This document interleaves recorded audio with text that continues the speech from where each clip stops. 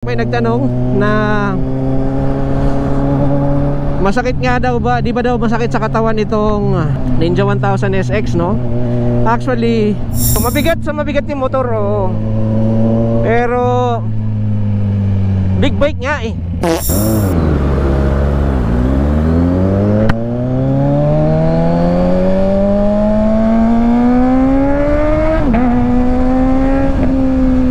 Hey.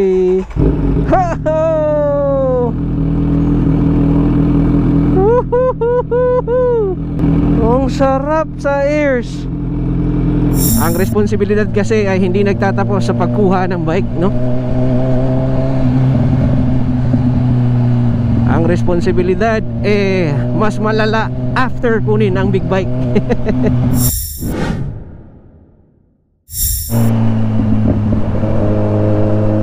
Yo, what is up mga katodo? Magandang good morning sa ating lahat, guys. Welcome back to our new video. What's up mga ka-maintenance? So today mga katodo, magpapa-PMS tayo, no? It's been long overdue na ang ating PMS. Apat regular ang PMS na ito. Pero yun nga, because marami tayong mga naging rason kung bakit hindi natin magawa yung PMS. Number one na dyan yung budget, no? Budget natin, kulang-kulang ang ating budget mga katsono. So kailangan mag-antay ng ating motor.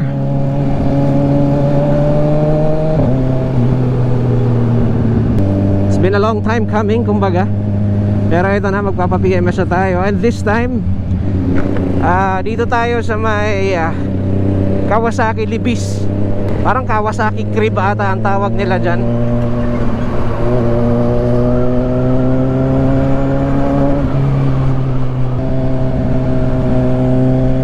So dito tayo magpapa-PMS kasi kung maalala nyo sa ating vlog, ang ating tropa na si Ferdy ay dyan natin na-meet, no?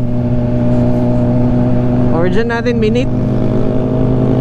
And hindi ko malalaman yun na may malapit palang Kawasaki dealership sa akin kung hindi dahil kay Ferds. So dahil dyan, dito tayo makikipag-meet kay paring Ferdy. Actually kasama natin siya today, guys. So makikita nyo ulit si paring Ferdy. May ipapagawa rin siya sa bike niya, while tayo naman magpapa-PMS tayo. Ang responsibilidad kasi ay hindi nagtatapos sa pagkuha ng bike, no? Ang responsibilidad mas malala after kunin ang big bike. Doon na papasok ang mga gastusin, apart from sa mga gastusin ng upgrades, no? Yung mga gastusin sa maintenance ng motor, doon din yan papasok. Gusto ko palang i-shout out, no? May nagtanong sa ating video nung papunta tayong Bicol. Para sa mga hindi pa pala nakakapanood, mga katodo, no? Nasa ating vlog list yan sa ating YouTube channel, no? Ang ating experience papuntang Bicol. Nakalimutan ko na kung ilang episodes yun, pero 3 atang episode. Yung Mayon ride, yung papunta at pabalik natin, no? Pati yung calculation ng mileage natin. At ayun, in general, yung experience natin papuntang Bicol. Anyway, going back, may nagtanong na masakit nga daw ba, di ba daw masakit sa katawan itong Ninja 1000 SX, no? Actually, ang sinabi niya is sport bike. Honestly speaking, hindi naman po ito talaga sport bike, no? Ito po ay isang sport touring bike, itong ating motor.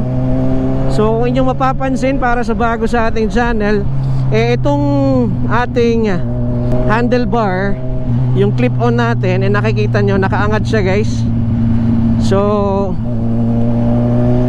from the T-post, which is ito, makikita nyo may mga around 3.5 inch na ano yan, na elevation. So relax supposedly ang posisyon nitong motor na to. Bakit kasi naming supposedly?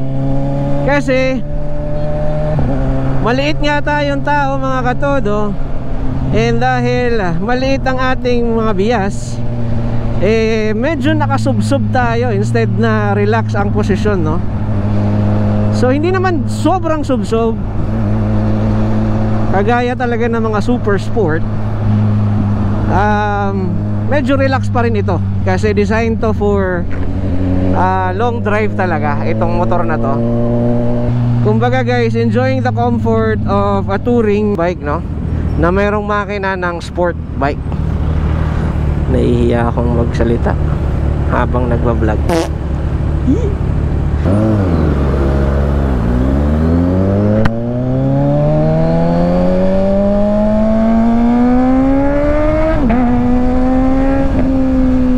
Woohoo! So guys, kumbaga naka-sport DNA pa rin ito. Kung familiar kayo sa Z1000, sa Versys 1000, ang makina niya parehas, no? So kumbaga sport bike with the comfort of a touring bike. Ganon ang konsepto nitong motor na to. So to answer our followers question, ano siya, komportable supposedly, no? Ideally komportable dapat. Para sa mga matagal na sa ating channel, alam nyo na yan kung bakit struggle din tong bike na to sa atin. Because of our height, no? Yun talaga ang pinakamalaking challenge kasi. Ang challenge natin sa height, doon tayo natalo. So yun nga, na mabalik tayo doon sa question na di ba masakit. Hindi naman talaga supposedly. Ang ininda ko lang actually hindi yung likod wala akong ininda masyado sa likod kumbaga goods yung ride Ang ininda ko talaga yung kamay ko, kasi andito yung puwersa natin So dahil naka medyo dapa tayo ng onte, ayun yung ating napala.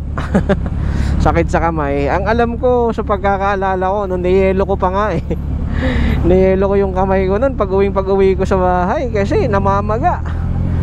Ang nangyari kasi sa amin noon mga katodo, 3 days lang yung ride na yun. Kumbaga parang Saturday ng madaling araw kami umalis, and then nakarating kami ng hapon sa Bicol. Tapos kina-Sundayhan pumunta kaming Sorsogon, nag-Sorsogon GP. Maganda kasi daan doon. And then come Monday agad ng madaling araw na naman, ano na naman, biyahe na naman pabalik dito sa Metro Manila. So grabe yun, grabeng walang pahinga. Pero sulit naman yung ride na yun. And speaking of, gusto ko magpasalamat sa Timog Brothers for that amazing experience no last year. Sana maulit pa. Hoping and praying na maulit pa siya. Antay na lang. Jollibee na yan Alas 7 na Hay.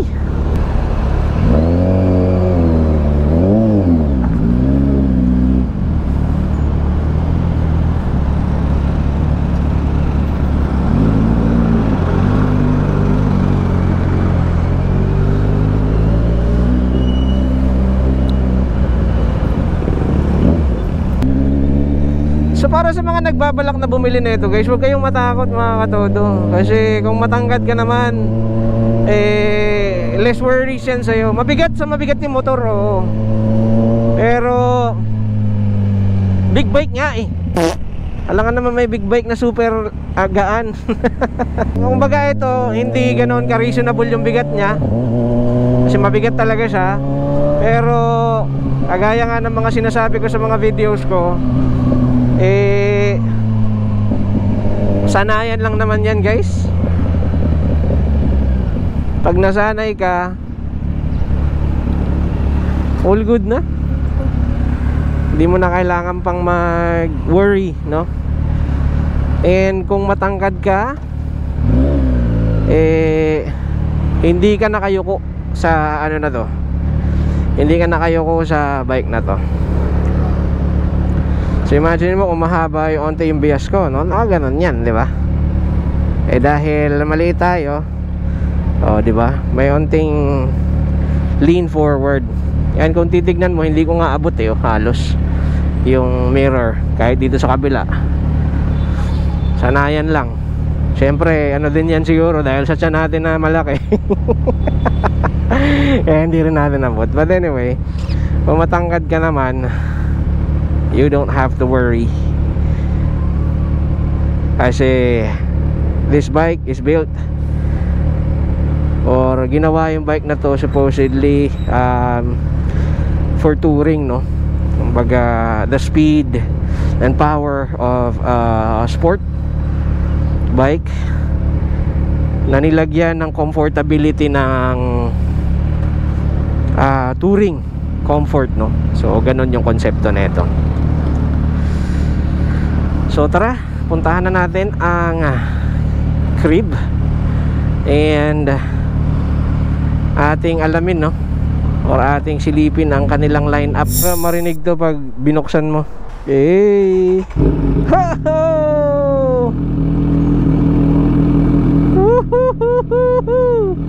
Ang sarap sa ears, sarap sa tenga. Ang ating motor, syempre sport mode natin. Naka dual exhaust tong tropa natin, guys. Ping ping ping. Sa susunod, ha? Okay. Ingat.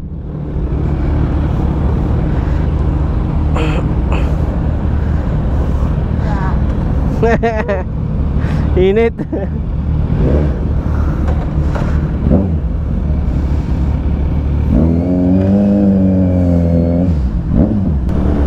Nice, guys. Yeah. Ingat.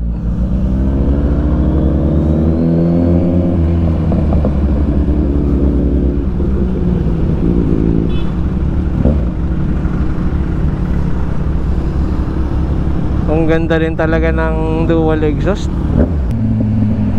All good na ang ating bike ngayon, no?